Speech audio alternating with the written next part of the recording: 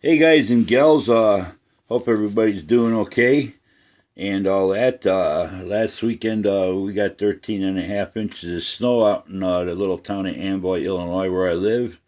And this weekend we got thunderstorms and flood warnings, and most of the snow, 13 and a half inches, it's probably down to about 5 inches now. So it's the difference a week makes. But anyway, I wanted to do a little video here. There's I've been building models for a long time, many years, and this is the first time I've actually had problems making out instructions ever. And I've been going to websites and different things. Modeler Magic is one. Although the K'tinga they show on Modeler Magic, they show this one, and they also showed an earlier version, not the D7, but it's a K'tinga, but it doesn't have as much detail, especially on the bridge dome and stuff like that, and there's some stuff on the bulkhead that's different. But anyway, it is a good reference point and all that, and just for the hell of it, there's mine. All I gotta do is pop on the engine assembly and the front grille, and she'll be starting to get painted tonight and everything. So that's just a temporary base. It's going to go on a much larger base with all my switches for my different lighting, and also it's going to have a little bit of maybe lighting on the base, or maybe a little like a photo or something like that, or the Klingons and stuff like that. I haven't decided yet, but it'll be starting to get paint later on today. So just wanted to show you it is built. The warp issue I had pretty much straightened itself out once glued together and all that, and that's about it. On that little clear part on the bridge dome up there, I spent about 3 hours yesterday fiddling around masking off the little tiny windows. There's 5 in front, 2 on the back.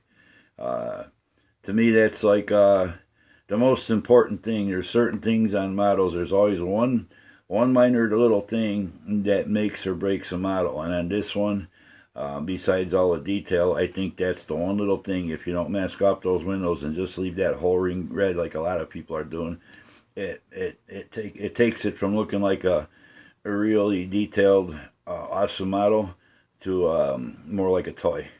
And that's another reason why I didn't use none of the red clear plastic parts. I didn't use the lighting kit and the photo etch like I explained in my previous video.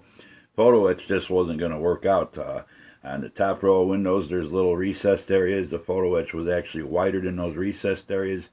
And on the bottom, where the windows are cast in there. They're pretty accurate. And those parts are curved. And in the center of those parts, I'm talking about, let me get something small so I can point. Something somewhere. And there's 4 pieces that make up this center row of windows. Right in about the center, there is actually like a high spot, and then it tapers in toward the top and it tapers in toward the bottom. So in using that photo etch on this area, it'll wrap around from side to side with no problem. But if you try to curve it to conform to that shape, and then you wrap it around, you're going to have little kinks every so often. And you're either going to have to file the hell out of it and putty it, or just don't use it. And I prefer not to use it. And the only thing is, it does have like a little fine center recessed area on it. There's a decal that goes over it and completely covers it, as well as the top. So you really don't, it's not necessary. I sent my kit back. The only reason I bought that kit, the light kit, was for the photo etch, because originally, from what I understood, there wasn't going to be windows molded in that center part of the bulb, what I call the bulb, or you want to call it the ladle or whatever.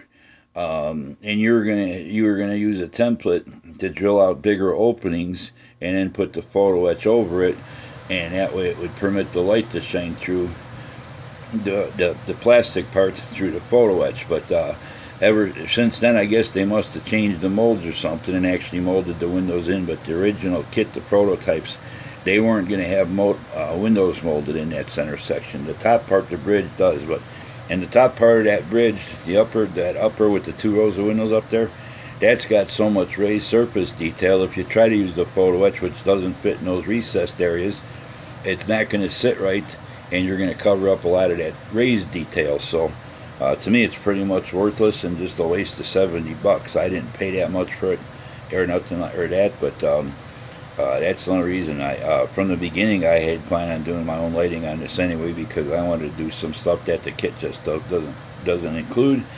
The blinkers, I've actually got a circuit board I made. They're screen accurate as far as the speed of them. And the round 2 light kit, they're white. And if you look at the videos in the movie, they're red.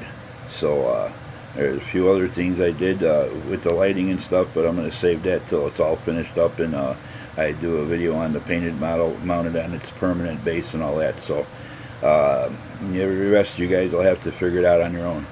But anyway, getting to these instructions. Step 10. Okay.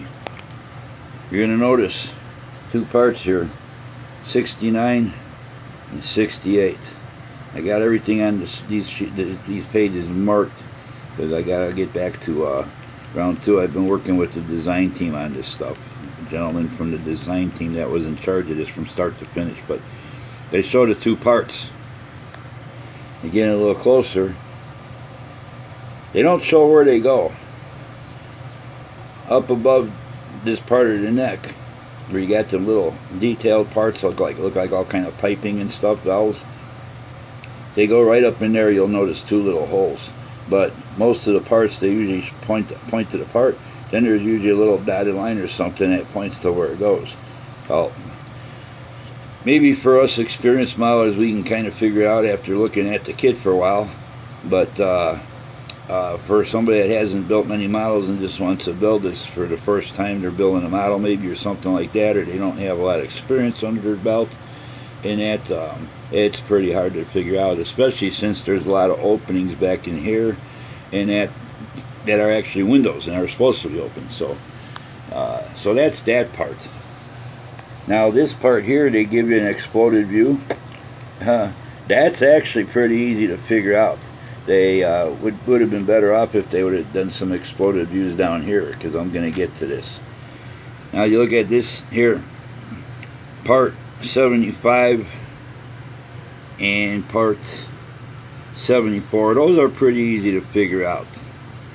But part 70, 71, 72, 72, and 73. Those would have been nice to have a little bit of side view or exploded view. When you cut the parts from the sprue, you notice there are little locating pins on these parts. And if you go up here where all these little fin areas are, you study them hard enough, they're real hard to see, especially being black plastic. Stuff hides more than it does on, say, white or an off-white styrene.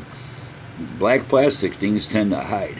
But anyway, if you notice the 2 little mounting pins, you go up here, kind of toward the back a little bit, you will notice 2 little mounting holes.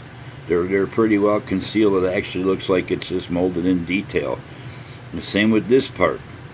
There are 2 little mounting holes right at the front where those pins kind of wrap in toward the front. Now the way I mounted those parts, if you flip this bulkhead, stand it up, and look at it from above, I kind of mounted these 2 parts where they follow the curve of the bulkhead, kind of angle outward just slightly. And I used the photos from the Modeler Magic of the bulkhead. And in this part actually mounts in the front, and it kind of angles back a little bit and just rests on this part. And I just put a little dab of Plastoc liquid cement to tie them together and everything to give it more strength. But another thing too, on the studio model, these parts, they had replacement photo etch parts that came with the light kit. On the studio model, these parts are actually 3-dimensional. They've got thickness to them.